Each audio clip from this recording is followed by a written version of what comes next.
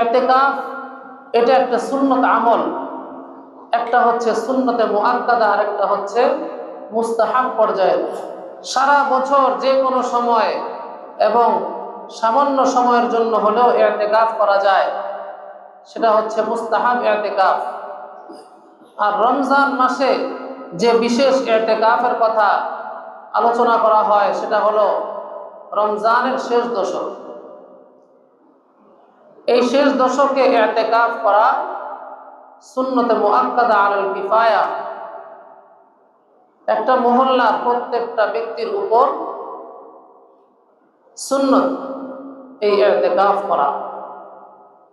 কেননা নবীজি সাল্লাল্লাহু আলাইহি ওয়াসাল্লাম একদম ইন্তেকাল পর্যন্ত ধারাবাহিকভাবে যতগুলো রমজান এসেছে, নবীজি সাল্লাল্লাহু আলাইহি ওয়াসাল্লাম ইন্তেকাল পর্যন্ত রমজানের শেষ দশকে ইতিকাফ করে গেছে।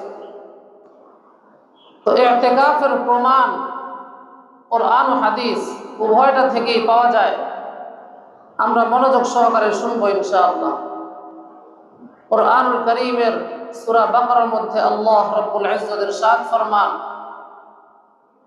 ওয়ালা তুবাশিরুহুন্না ওয়া আনতুম আকিফুনা ফিল মাসাজিদ ওয়ালা তুবাশিরুহুন্না ওয়া আনতুম আকিফুনা ফিল মাসাজিদ। আল্লাহ রাব্বুল ইজ্জত ইরশাদ ফরমান, তোমরা স্ত্রীদের সাথে সহবাস করো না যখন তোমরা মসজিদে ইতিকাফরত থাকো। এমনি ভাবে হাদিস শরীফের মধ্যে এসেছে, বুখারী ও মুসলিম শরীফের বর্ণনা, আম্মা জান হযরত আয়েশা সিদ্দিকা রাদিয়াল্লাহু তাআলা আনহা থেকে বর্ণিত, তিনি বলেন, أن النبي صلى الله عليه وسلم كان يعتكف العشر الأواخر من رمضان حتى توفاه الله عز وجل ثم اعتكف أزواجه من بعده। আম্মা জান হযরত আয়েশা সিদ্দিকা রাদিয়াল্লাহু তাআলা আনহা বলেন, নবীজি সাল্লাল্লাহু আলাইহি ওয়াসাল্লাম রমজানের শেষ দশকে ইতিকাফ করতেন। ইন্তেকাল পর্যন্ত নবীজি সাল্লাল্লাহু আলাইহি ওয়াসাল্লাম রমজানের শেষ দশকে ইতিকাফ করে গেছেন। এরপর নবীজি সাল্লাল্লাহু আলাইহি ওয়াসাল্লামের ইন্তেকালের পর তার পবিত্র স্ত্রীগণ ইতিকাফ করে গেছেন। এই শেষ দশকে নবীজি সাল্লাল্লাহু আলাইহি ওয়াসাল্লামের আমল কেমন ছিল? বুখারী শরীফের বর্ণনায় এসেছে, আম্মা জান হযরত আয়েশা সিদ্দিকা রাদিয়াল্লাহু তাআলা আনহা থেকে বর্ণিত, তিনি বলেন, কানা আন-নবিয়্যু সাল্লাল্লাহু আলাইহি ওয়াসাল্লাম إذا دخل العشر شد مئزره وأحيا ليله وأيقظ أهله।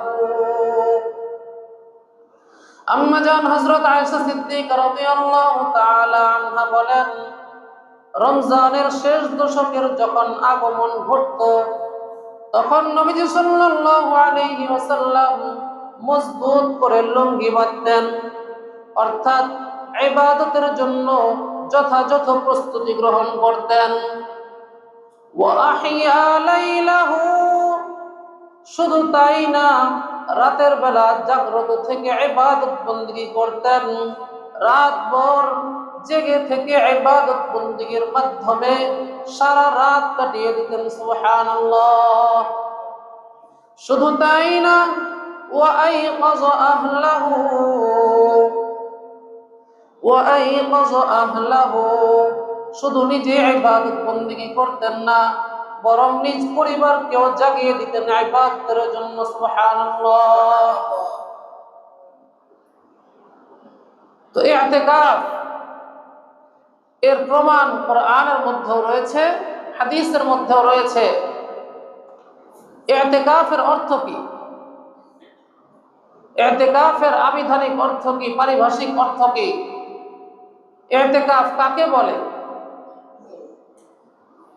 ইতিকাফের শাব্দিক অর্থ হচ্ছে বিচ্ছিন্ন থাকা, অবস্থান করা। আর পরিভাষায় ইতিকাফ বলা হয় দুনিয়াবি সমস্ত ব্যস্ততা থেকে বিচ্ছিন্ন হয়ে, আলাদা হয়ে মসজিদে অবস্থান করত একমাত্র আল্লাহ পাকের ইবাদত বন্দেগীর জন্য ফারেগ হয়ে যাওয়া। তো পুরুষগণ মসজিদে অবস্থান করে রমজানের শেষ দশকে ইতিকাফ করবে, আর মহিলারা বাড়িতে নিজ নিজ ঘরে ইতিকাফ করবে। এই ইতিকাফের বিধান হলো সুন্নতে মুআক্কাদা, একটা মহল্লার প্রত্যেকটা মানুষের উপর সুন্নত। কিন্তু আল্লাহ রাব্বুল ইজ্জত আমাদের প্রতি ইহসান করেছেন, প্রত্যেকের উপর সুন্নত, কিন্তু যদি এলাকার কিছু মানুষ ইতিকাফটা করে নেয় তাহলে সকলের পক্ষ থেকে জিম্মাদারি আদায় হয়ে যাবে। সুবহানাল্লাহ। পক্ষান্তরে যদি একজন মানুষও ইতিকাফ না করে তাহলে এলাকার সমস্ত মানুষ গুনাহগার হবে। এজন্য নিজ নিজ থেকে ইতিকাফের জন্য মানসিকভাবে প্রস্তুতি গ্রহণ করা, অন্যকে উদ্বুদ্ধ করা, টাকা দিয়ে ভাড়া না করা, মানুষকে উদ্বুদ্ধ করা, ফাজাইল শুনিয়ে, মাসাইল শুনিয়ে যে ভাই আমিও ইতিকাফ করার জন্য রাজি আছি, তুমিও রাজি হয়ে যাও ইনশাআল্লাহ। নিজেও ইতিকাফের জন্য প্রস্তুতি গ্রহণ করি, ইরাদা করি, অন্যকেও প্রস্তুত করার চেষ্টা করি, করবো তো ইনশাআল্লাহ। ইতিপূর্বে এমন দেখা গেছে যে এই মসজিদে একজন মানুষও ইতিকাফে বসে নাই।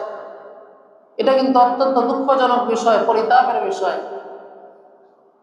এই মহল্লার, এই মসজিদের যতগুলো মুসল্লি রয়েছে, একজন মানুষও যদি ইতিকাফে না বসে তাহলে তো আমি মনে করি এই মসজিদের মুসল্লিদের পোড়া কপাল।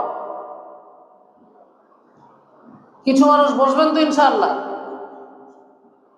আল্লাহ পাকের নাফরমানি থেকে বাঁচার জন্য হলেও কিছু মানুষ ইনশাআল্লাহ অবশ্যই বসার চেষ্টা করুন, ঠিক আছে ইনশাআল্লাহ। আল্লাহ পাক আমাদেরকে তৌফিক দান করুন। তো ইতিকাফের লাভ কি? ইতিকাফ যদি আমি করি তাহলে আমার কি লাভ হবে, আমার কি ফজিলত আমি অর্জন করতে পারবো আল্লাহ পাকের পক্ষ থেকে? হাদিস শরীফের মধ্যে এসেছে, তাবারানী শরীফের বর্ণনা, হযরত আব্দুল্লাহ ইবনে আব্বাস রাদিয়াল্লাহু তাআলা আনহু থেকে বর্ণিত, قال رسول الله صلى الله تعالى عليه وسلم من اعتكف يوما ابتغاء وجه الله جعل الله بينه وبين النار 3 خنادق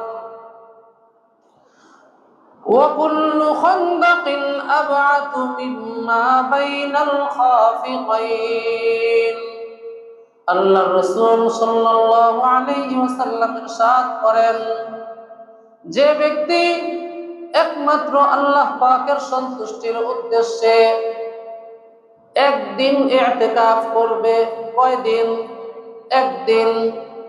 যে ব্যক্তি আল্লাহ পাকের সন্তুষ্টির উদ্দেশ্যে মাত্র একদিন ইতিকাফ করবে, আল্লাহ রাব্বুল ইজ্জত ওই ব্যক্তি আর জাহান্নামের মাঝে 3 খন্দক দূরত্ব সৃষ্টি করে দিবেন। সুবহানাল্লাহ।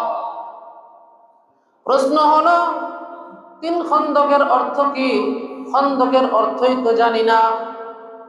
হাদিসের মধ্যে এসেছে, وَكُلُّ خَنْدَقٍ أَبْعَدُ مِمَّا بَيْنَ الْخَافِقَيْنِ। প্রত্যেকটা খন্দকের দূরত্ব হলো, এটা একটা নির্দিষ্ট পরিসীমা, একটি জায়গার নির্দিষ্ট পরিমাণ, দূরত্বের নির্দিষ্ট পরিসীমা। নবীজি বলেন, কুল্লু খানদাকিন আবআদু মিম্মা বাইনাল খাফিকাইন। প্রতিটি খন্দকের দূরত্ব পৃথিবীর পূর্ব থেকে পশ্চিম পর্যন্ত মধ্যবর্তী জায়গায় যেই পরিমাণ দূরত্ব রয়েছে, এক খন্দকের দূরত্ব তার চাইতেও বেশি। সুবহানাল্লাহ। এরকম 3 খন্দক দূরত্ব আল্লাহ পাক সৃষ্টি করে দিবেন। সুবহানাল্লাহ। কি পরিমাণ ফজিলত! ফজিলত শুনে তো মনে হয় যে আমাদের প্রত্যেকের ইতিকাফের জন্য প্রস্তুত হয়ে যাওয়া উচিত। হযরত ইবনে আব্বাস রাদিয়াল্লাহু তাআলা আনহু তিনি ইতিকাফকারী সম্পর্কে আরো বলেন, মুসনাদ আহমদের মধ্যে এসেছে, قال ابن عباس رضي الله تعالى عنه في المعتكف هو يعكف الذنوب ويجرى له من الحسنات كعامل الحسنات كلها। ইতিকাফকারী যেই ব্যক্তি ইতিকাফে বসবে সেই ব্যক্তি সমস্ত গুনাহ থেকে বেঁচে থাকে। সুবহানাল্লাহ। কারণ কি? কারণ হলো মসজিদ হলো ফেরেশতাদের মাহল, এটা হলো ফেরেশতাদের পরিবেশ, এখানে গুনাহের কোনো সুযোগ নেই। কথা বলেন ঠিক কিনা? ইতিকাফকারী মসজিদে থাকা অবস্থায় সব ধরনের গুনাহ থেকে বেঁচে থাকে। আর যেই ব্যক্তি ইতিকাফে বসে না, সেই ব্যক্তি ইতিকাফে না বসে যত ধরনের নেক আমল করে, সমস্ত নেক আমলের মতো যে ব্যক্তি ইতিকাফে বসে তার আমল নামাও ওই রকম পূর্ণ লেখা হইতে থাকে। সুবহানাল্লাহ। বুঝে আসছে? একজন ব্যক্তি ইতিকাফে বসছে, আরেকজন বসে নাই। তো ইতিকাফকারী তো মসজিদের বাহিরে একান্ত প্রয়োজন ছাড়া যেতে পারে না। তো দুনিয়াতে অনেক নেক আমল আছে যেগুলোর জন্য বাহিরে যেতে হয়। যেমন কথার কথা, একজন মুসলমান ভাই মারা গেছে, তার জানাজায় শরীক হওয়া, এটা একটা নেক আমল না? তো তার জানাজা হবে মনে করেন পার্শ্ববর্তী এক মসজিদে। তো আপনি যদি তার জানাজায় শরীক হতে চান, তাহলে আপনার তো এই মসজিদ থেকে বের হয়ে ওই মসজিদে যেতে হবে। এরপর বাজার সদাইয়ের জন্য আমরা বাজারে যাই। বাজারে গিয়ে যদি একটা নির্দিষ্ট দোয়া আছে, সেই দোয়াটা যদি পড়া হয়, তাহলে আল্লাহ পাক আমল নামায় অনেক নেকি দান করেন। সুবহানাল্লাহ। তো যখন আপনি ইতিকাফে বসবেন তখন তো আর আপনি বাজারে যেতে পারবেন না। এইভাবে অনেক নেক আমল আছে যেগুলো ইতিকাফে বসার কারণে করা যায় না। তো যেই ব্যক্তি ইতিকাফে বসে নাই, সে যত ধরনের নেক আমলগুলো করে থাকে, তো সেগুলো তো সে করতেছে, আর অপর দিকে ইতিকাফকারী তো করতে পারতেছে না। তো ওই ব্যক্তি নেক আমলগুলো করে তার আমল নামায় যেই পরিমাণ নেকি জমা করতেছে, ইতিকাফকারী ইতিকাফে বসার কারণে ওই সমস্ত নেক আমলে শরীক না হওয়া সত্ত্বেও আল্লাহ পাক তার আমল নামায় ওই সমস্ত নেক আমলের সওয়াব দান করে দিবেন। সুবহানাল্লাহ। তো এই সুন্নত ইতিকাফ অর্থাৎ রমজানের শেষ দশকে সুন্নত ইতিকাফ, এর জন্য আমরা প্রস্তুত হব তো ইনশাআল্লাহ। আল্লাহ পাক আমাদেরকে তৌফিক দান করুন। 20 রমজান সূর্যাস্তের আগে আগে যারা আমরা ইতিকাফে বসবো, বসার ইরাদা রাখি, তারা সূর্যাস্তের আগে আগে মসজিদে চলে আসবো। আর মা বোনরা যারা ঘরে বাড়িতে বসবো, তাদেরকেও বলে দিব যে সবাই যেন সূর্যাস্তের আগে আগে 20 রমজান সূর্যাস্তের আগে আগে অন্যান্য সকল ব্যস্ততা থেকে ফারেক হয়ে নিজ নিজ নির্দিষ্ট ঘরের নির্দিষ্ট জায়গায় যাতে ইতিকাফের জন্য বসে যায়। গেছে ইনশাআল্লাহ।